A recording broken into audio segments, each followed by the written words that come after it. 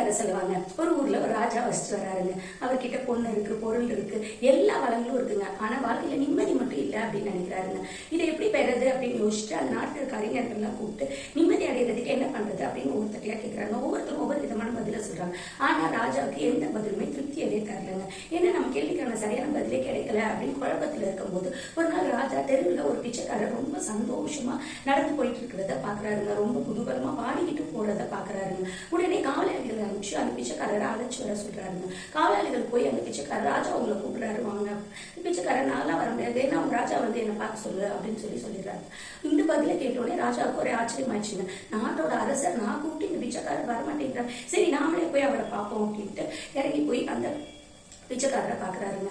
பிச்சைக்காரத்தை எப்படி நீங்க இவ்வளவு சந்தோஷமா நிம்மதியா இருக்கீங்க அப்படின்னு. என்கிட்ட சொத்து காசு பணம் எதுவும் இல்லை, அதனால நான் நிம்மதியா இருக்கேன் அப்படின்னு சொல்றாருங்க.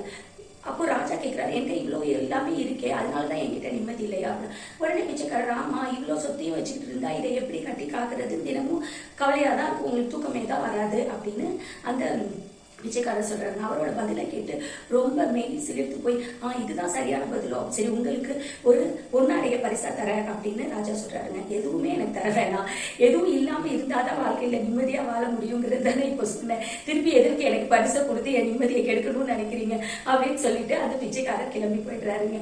கதையோட நீதி, நம்ம கிட்ட நிறைய பொருள் சேர்த்தாதான் நம்ம நிம்மதியா வாழ முடியும் நிறைய பேர் நினைக்கிறாங்க. நிறைய சேர்க்க தான் நம்மளோட நிம்மதி நம்மளை விட்டு போகும் அப்படிங்கறத புரிஞ்சுக்கோங்க.